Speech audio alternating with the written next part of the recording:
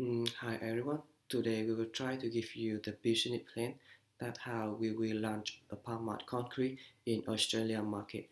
The first part of our presentation would be opportunity analysis. We'll cover three main elements.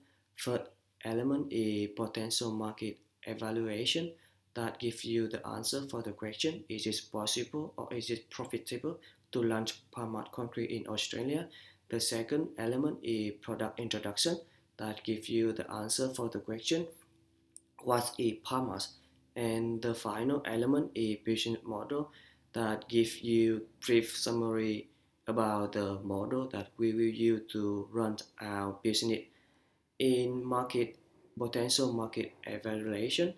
mm, Australian government and Australian Cement Industry Federation has put a lot of effort to reduce the pollution caused by cement production. They try to optimize their production process or try to substitute the cement by other elements that more environmental friendly. So we can see that the market need for Palmas concrete is available in Australia, and also according to a report of CFI, the total market need for cement in Australia would be 9.7 million tons in 2020, and if only 30 to 40% of traditional cement is replaced by Palmas, we can estimate that the total needs for Palmas concrete in Australia in 2020 would around 3 to 4 million tons. And so as mentioned, we only focus on residential segment that account for 35% of the total market. So our potential segment need would be around 1.4 million ton. The main difference between Palmas concrete and traditional concrete is we totally eliminate cement out of the mixture. So the new concrete would be more environmental friendly and also bring a lot of economic benefit, that the cost of new concrete would be around 40% cheaper than traditional concrete. We will build our company based on business to business model, yield direct sale. Our key partner would be palm supplier from Malaysia or Arab Saudi. Our key resources would be market knowledge and customer base, and our key process would be production process and customer acquisition activity. Our customer value proposition will offering environmental friendly concrete to customer. Hello everyone, I'm going to highlight the micro and the macro environment analysis of the organic concrete that we have proposed to market in this assignment. Let's move on. For the competition analysis in Australia concrete market, I prefer to use Porter's 5-force model. It is evident that the conventional concrete poses to be the biggest competitor of compost. Hence, concentrating on the brand value development would be the best option for compost. The buyer also prefer to choose the conventional concrete instead of the organic concrete since they come cheap. Hence, making them aware of use organic concrete can be a good option to develop the market for compost in Australia. Since the supplier do want to maintain business with potential marketers, they will not pose much business challenge for compost. Also, since a large amount is need to be invested in this market, only a little number of new business organizations venture into this industry. However, since organic concrete of compost is required to face serious competition from the already set market of conventional concrete industry, the threat of the substitute is high. I have used spatial analysis tool to understand the microenvironment for compost. Stable political situation with government charging low license fee from the innovative entrepreneurial ventures. Compost can expect to earn political advantages. Besides, The economic stability, higher per capita income, and order are also quite effectively positive signs for this business. The Common Australia are gradually getting aware of the use of sustainable products, which is good sign for the business development of compost. Australia has been technologically advanced country, which would help compost to attain the technical advantages. Rising demand of the organic and the sustainable concrete product would eventually help compost to conquer the market in few years. However, follow the strict environment and labor legislations of Australia are really important in order to make a good business here. That's the source I have used for doing this task. To continue, I would like to talk about competitor analysis. The majority of the market share of the ready-mix concrete industry belongs to three main competitors: Hansen, Borer, and Hosen. So first of all, Borer Limited is the biggest company with 24.1% of the market share. It offers a wide range of innovative products and high-quality services.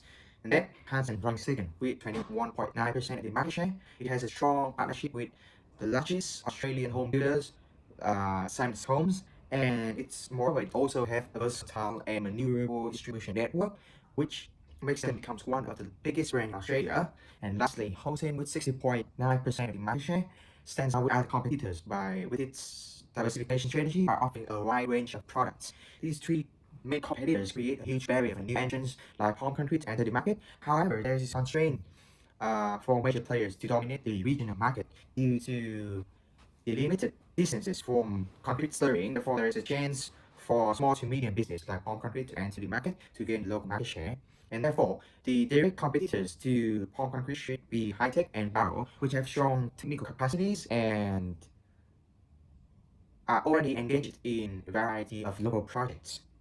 So moving on, I want to conclude the market analysis and the competitor analysis by developing a SWOT analysis for Palm Concrete. So actually, Palm Concrete, with its certainly new products, has a lot of strengths. First of all, it is environmentally friendly, and it is a cheaper solution, but offers superior quality in comparison with others traditional concrete. However, this new type of product also pose a lot of weaknesses on Palm Concrete, since we have to educate people, consumers, about these new products. Moreover, Palm Concrete is a new brand since it has a low brand recognition, as well as the business network and relationship in the Australian market.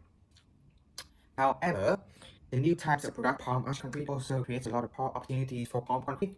For example, it is properly for Palm Concrete to have a first mover advantages, and thanks to the Australian consumers who are shifting towards the trend of sustainability and environmentally friendly product, there's a high chance for Palm Concrete company to be successful in this market.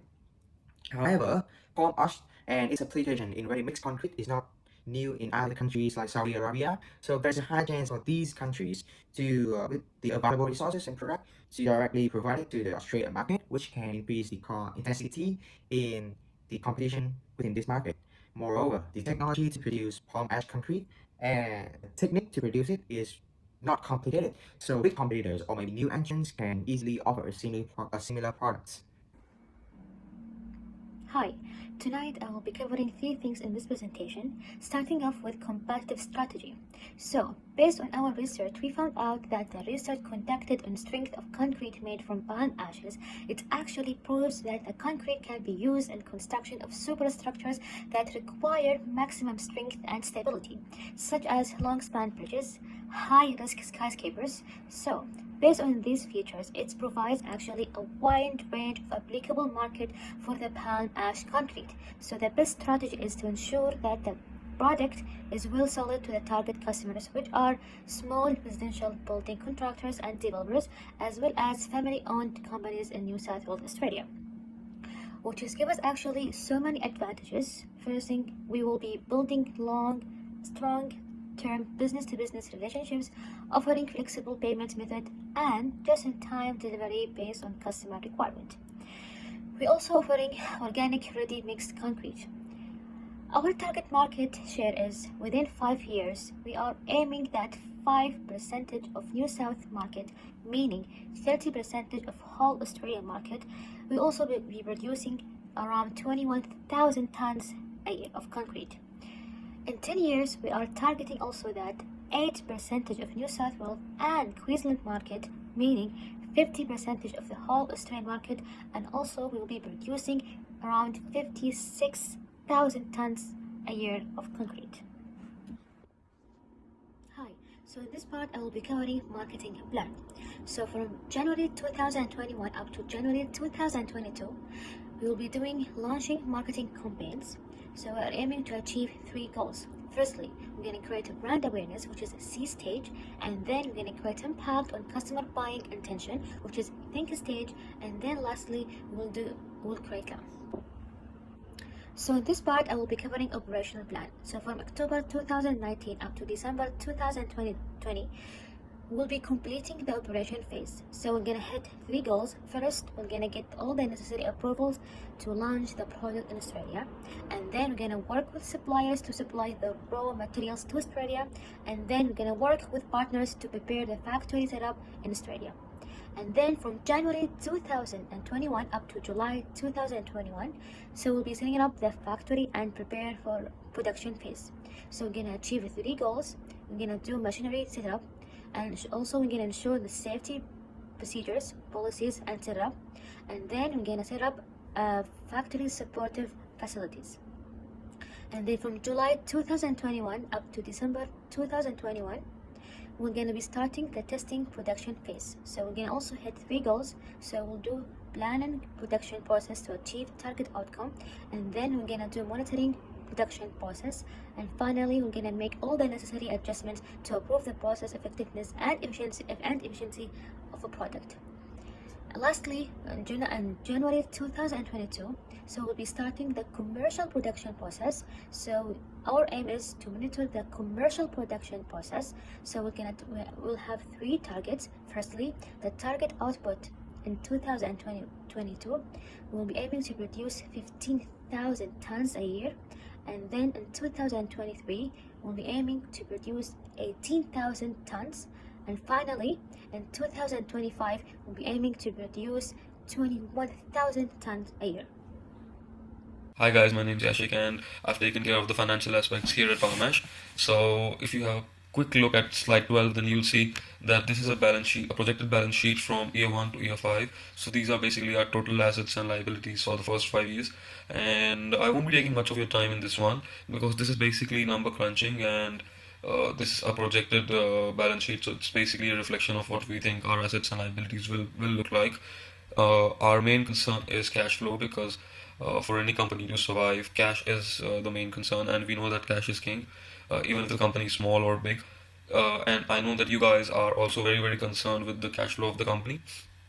So to keep it really simple, I haven't really mentioned cash flow from investing activities in this one. Reason being that at this stage, I don't really think that we'll be investing anything, because we need cash for our business cycle as well, and we've tried to keep our purchases as low as we've tried to keep our expenses as low as possible. And if you look at the purchases, they're increasing every month, so it shows that we're taking raw material and we're making goods and we're supplying it. So it's a good thing for the company. And so that's pretty much it, because if you look at the cash flow for August and September, it's a negative cash flow, but we've tried our best to make it positive, and that's why from October onwards it's again on the rise, and it's a positive cash flow because it's a new company. There are some unforeseen expenses as well. There will be some unforeseen expenses as well. That's why we think that August and September, and the August and September months, our cash flow might be negative, but we've tried, and basically the positive cash flow will start from October, and there's no looking back. There's no looking back from the month of October basically. So that's pretty much it for the cash flow statement. Finally, we will introduce to you about our organizational structure. There are 4 main departments in the structure, which are production and marketing, are key departments that have very important element in the business model. Finance and human resources management, that are supportive department. They will work together to make sure that the operation will be run smoothly and offer the good product to the customer. You can refer to the slide for your reference. And thank you very much for your listening.